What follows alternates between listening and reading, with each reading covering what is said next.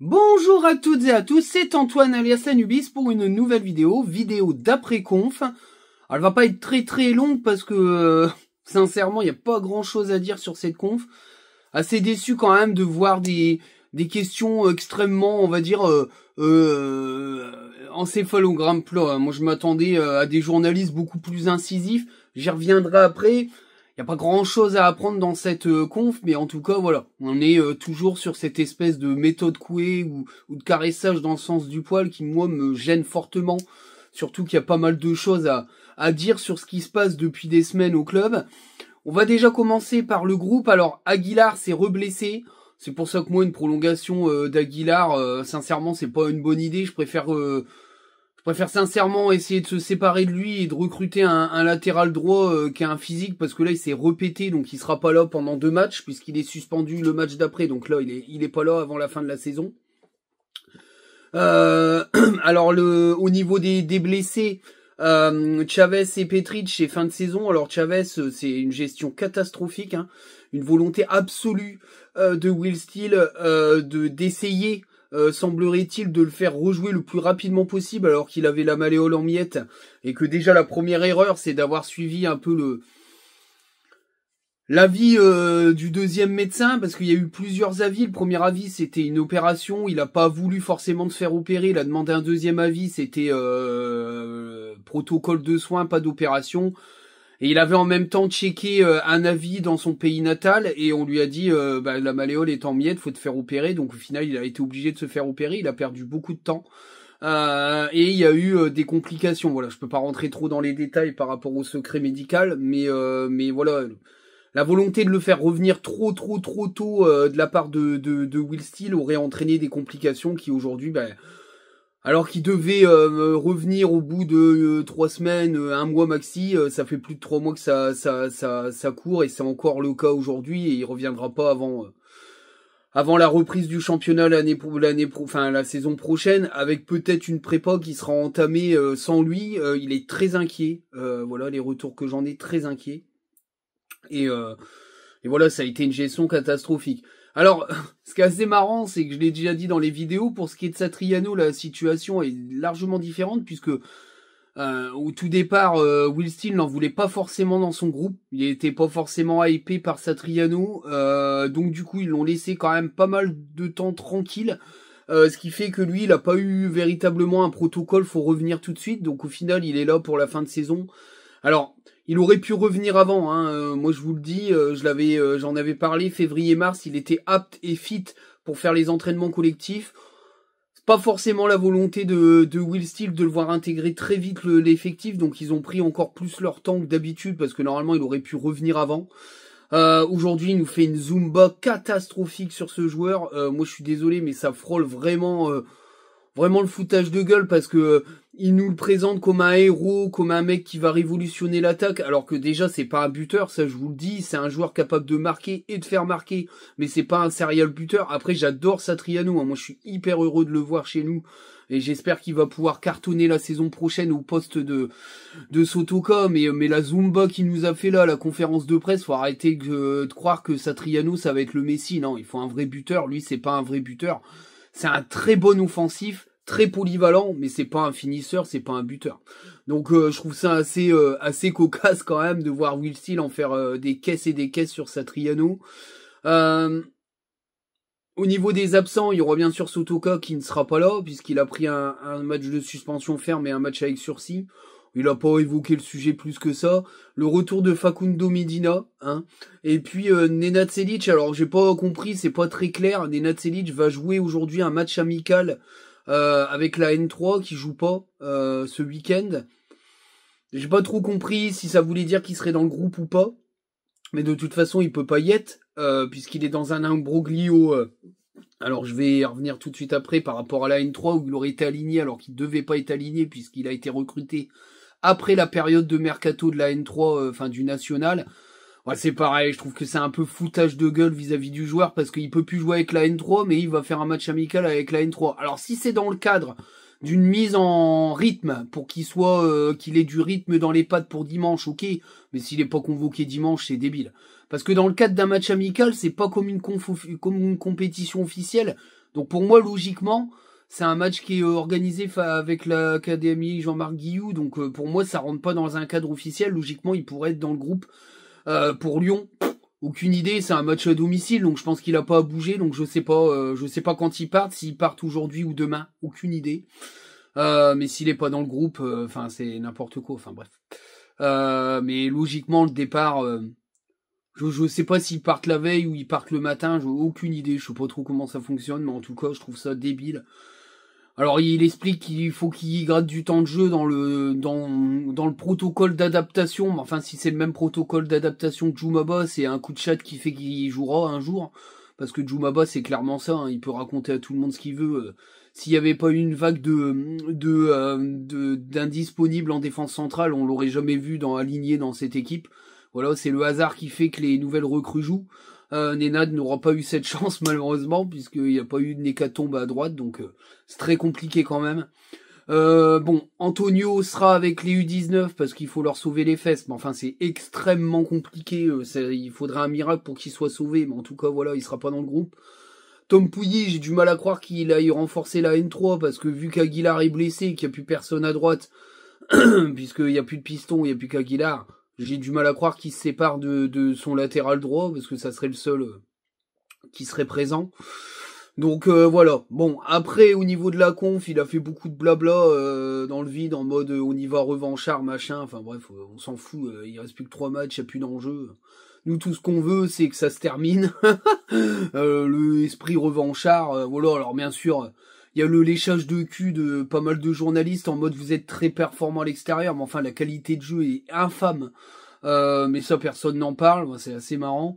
Et voilà, il a évoqué De Laval pas très longtemps en mode il y a aucun problème par rapport à ce que j'ai lu. Enfin, tu peux lire ce que tu veux dans les journaux, il y a que l'équipe qui a parlé du départ de Laval et il a juste dit qu'il y avait un défaut d'alignement, il a jamais été question dans les articles de journaux parce que quand il dit il lit, ça veut dire qu'il parle d'articles de journaux, je pense pas qu'il parle de moi, hein. Mais il lit que il y a eu des problèmes, il a jamais été mentionné le problème. Moi j'en ai parlé, j'ai vu d'autres en parler sur les réseaux. Mais clairement, il y a eu un problème d'alignement, de refus de protocole de Laval. Il n'y a pas de problème personnel entre les deux. Personne n'a parlé de ça. Je comprends pas pourquoi il va là-dessus. Mais enfin, bon, bref, c'est sa com à 2 balles. Hein, et la com est pourrie depuis le début de la saison. Donc, je vois pas pourquoi ça changerait à 3 matchs de la fin. Mais il y a surtout un problème, voilà, d'alignement sportif et beaucoup plus fort que ce que a été noté dans les médias. Enfin, voilà, c'est les retours que moi j'en ai. Et voilà, de Laval, dès le mois de mars, il a compris qu'il n'y a rien qui tournerait comme il faut et que le départ de Bessières à Rennes lui ouvrait une porte de départ à Nice. Le problème, c'est qu'il devait finir la saison, fait qu'il finisse pas la saison, c'est parce que voilà, il y a eu des règlements de compte à Hockey Corral par rapport au match qui a été totalement bâclé face à Auxerre avec un groupe qui lâche totalement le coach. D'ailleurs, les petites apartés que j'ai par rapport au groupe, c'est que c'est la teuf. Hein. Ça festoie avec de la musique, c'est la teuf à Nénès.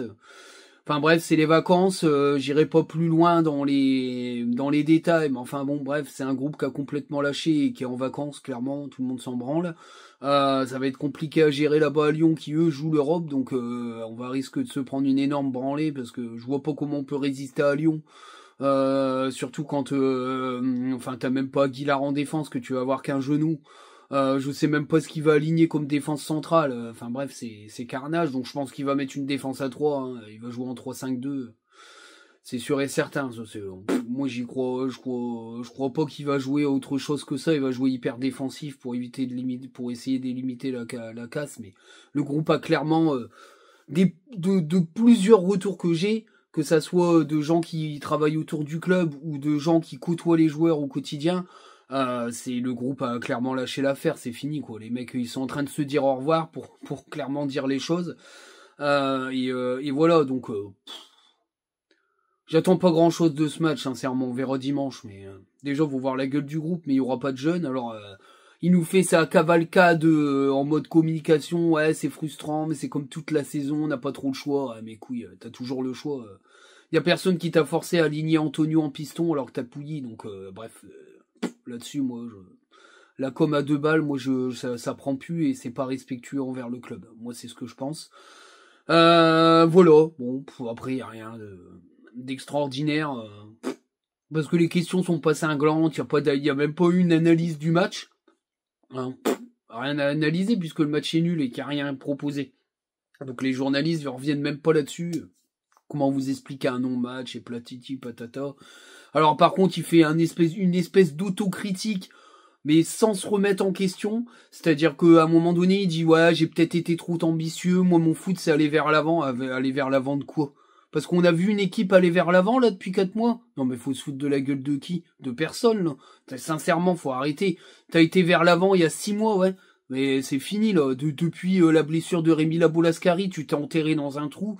Il faut arrêter de dire à tout le monde que t'as été trop ambitieux pour le groupe, parce que c'est ça que ça sous-entend, qu'il a été trop ambitieux pour ce groupe et pour cette stratégie mercato, qu'il a besoin de joueurs beaucoup plus brillants pour faire ce qu'il a à faire. C'est du foutage de gueule. Qu'il aille faire ça en Championship, il en aura des joueurs brillants. Enfin, c'est catastrophique cette com. C'est un irrespect envers les joueurs et la direction. C'est grave.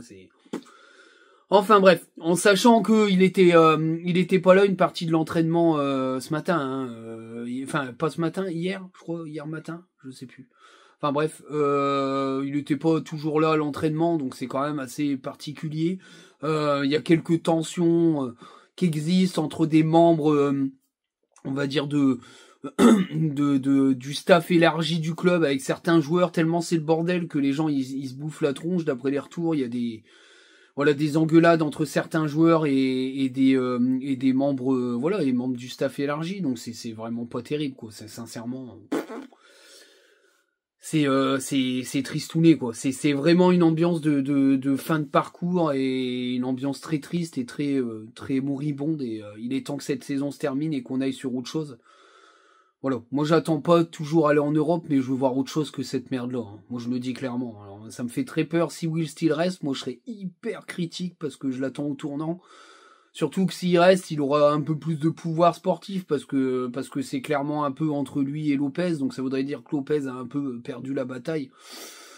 Lopez, c'est pareil, je l'attends au tournant sur un mercato estival, mais de toute façon, vu que Will Steele est quand même en mode, il me faut des recrues financièrement intéressantes pour que je puisse faire quelque chose, ça va être un peu compliqué puisque c'est pas du tout le credo du club en ce moment, donc c'est pas assez morose. J'espère qu'il y aura du changement, moi perso, je le dis. J'ai été autant hypé par Will Steele que je suis déçu et que je pense qu'il est temps qu'il aille trouver un autre projet qui lui va mieux avec du pognon pour recruter des mecs à 20 millions et puis essayer de faire du foot, quoi. Parce que là, clairement, des mecs à 20 millions, t'en auras pas. Donc tu vas pas nous faire cette smala et cette Zumba toute la saison prochaine parce que ton mercato, tu le juges merdique. Parce que là, ça passera pas, quoi. Si ça ne va pas, tu t'en vas, donc tu restes pas et tu te plains pas. Voilà. Clairement, hein. Si tu restes, tu te plains pas. Si tu n'es pas content de la tournure du club, tu t'en vas. Voilà, moi, clairement, c'est ça le truc. Tu peux pas rester et te plaindre. Si tu restes, c'est que tu l'acceptes. Voilà, moi, c'est ce que je pense là-dessus. Thomasson était donc là. Alors, l'info, c'est Thomasson qui la balance. Mais j'en avais parlé, il y a quelques semaines. J'avais dit qu'il y avait je l'avais dit sur les réseaux et puis dans mes vidéos, que le club songeait à prolonger plusieurs cadres pour essayer de lisser leur salaire. Il en fait partie, assurément, puisqu'il a révélé en conférence de presse qu'une proposition de prolongation a été mise sur la table, mais, comme bizarrement, mais il va y réfléchir, hein, parce qu'il y a beaucoup de choses qui à prendre en compte. Déjà, sa proximité avec Delaval, qui fait que comme il part, c'est compliqué, lui, il se sent pas trop avec Will Steele. Les retours que j'ai, c'est que ça s'est pas très bien passé, surtout l'épisode où il a été un peu mis de côté, par rapport à Nampalys Mendy pour deux matchs intéressants de Nampalys Mendy. Il a fini sur le banc, il a pas du tout apprécié ça, qu'il est trimballé dans des postes où il est des fois relayeur, des fois défensif, alors que il est plus à l'aise dans un poste un peu plus reculé, il l'a dit lui-même. Donc il comprend pas trop à quoi joue Will Steele, donc il se sent pas en sécurité. Et une dernière chose, c'est Bulatovic. Faut savoir que Bulatovic, aujourd'hui, il crève l'écran, que les retours de scouting, les retours d'observateurs sont unanimes. C'est un énorme coup du club. On verra s'il va exploser chez nous, mais il y a une grande probabilité que ça soit le cas. Et ça, faut pas rêver. Les joueurs sont au courant. Et moi, les retours que j'en ai, c'est qu'aujourd'hui, Thomasson, comme d'autres milieux de terrain, se rendent bien compte que si le gamin performe, il va tous les balayer sur le banc. Et que prolonger pour rester une saison à faire des bouts de match de 10 minutes... alors qu'il pourrait peut-être baisser son salaire et jouer titulaire dans un club de Ligue 1 qui est un petit peu plus bas au classement, c'est une chose dont il est en train de réfléchir, parce que Thomasson, c'est loin d'être le plus con du vestiaire, c'est quelqu'un de très intelligent, et il a su toujours gérer sa carrière pour être au bon temps de jeu, au bon endroit, au bon salaire. Donc je pense qu'il va mettre tout ça dans une couscoussière, il va mélanger et il va voir ce qu'il va en sortir.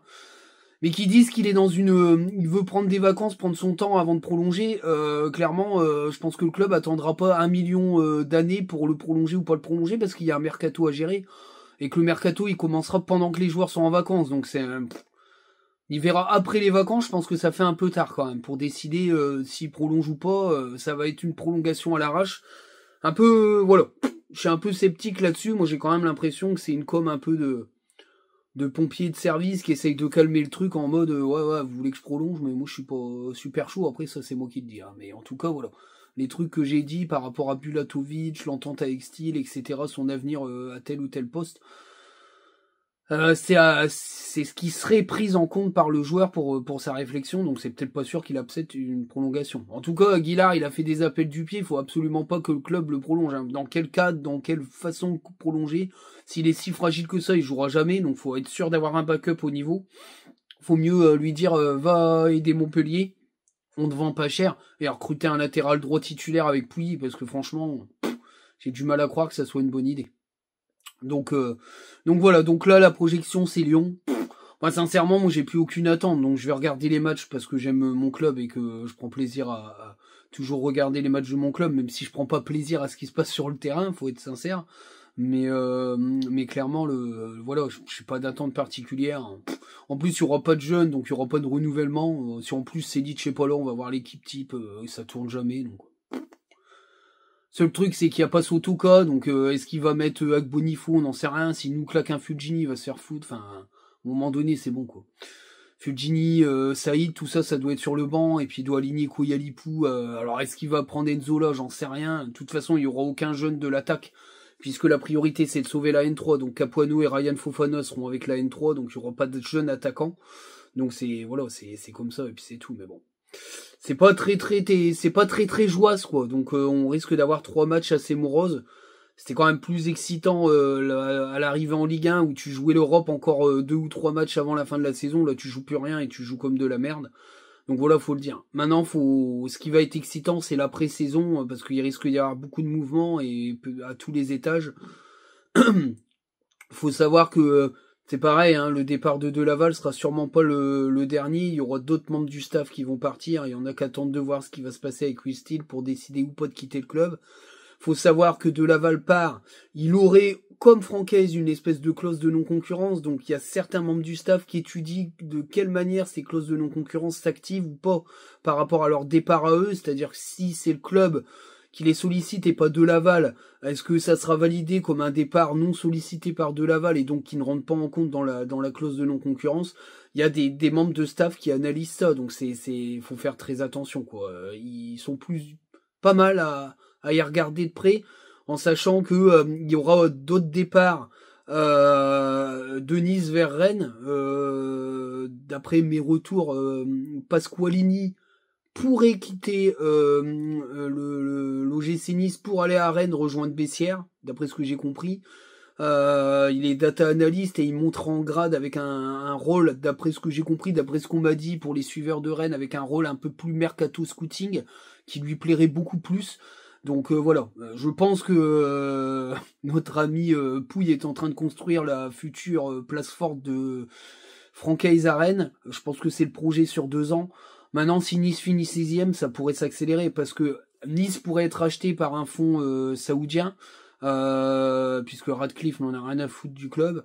Est-ce que dans la foulée, Francaise pourrait profiter de ça pour partir?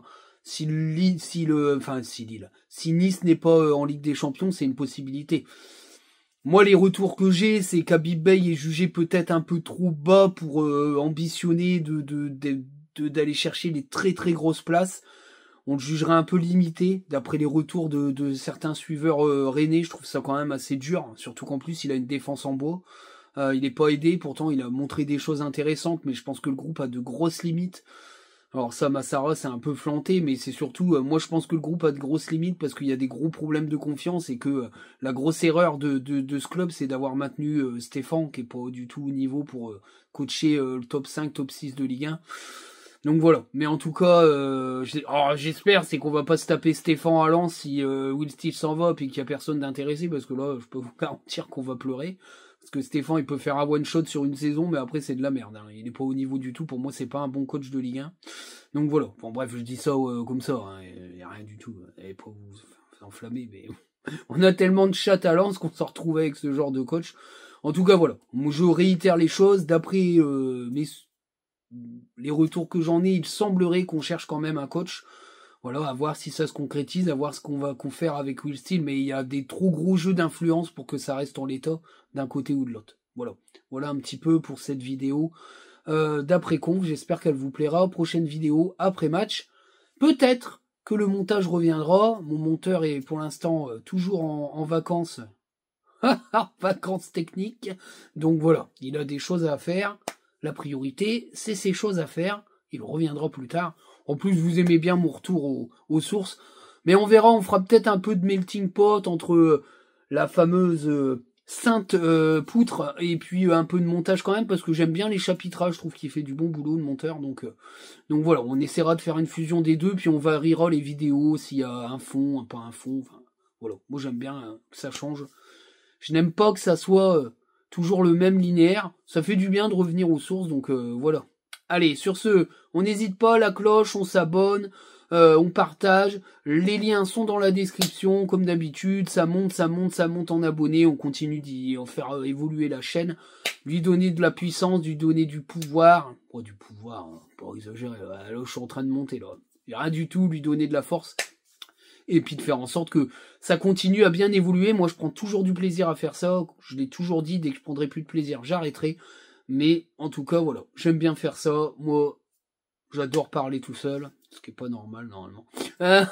Et puis voilà, je trouve que j'ai une bonne interaction avec les gens qui me suivent. C'est toujours agréable. Merci à tout le monde pour vos commentaires gentils. Et à très bientôt. Salut les gars et les filles.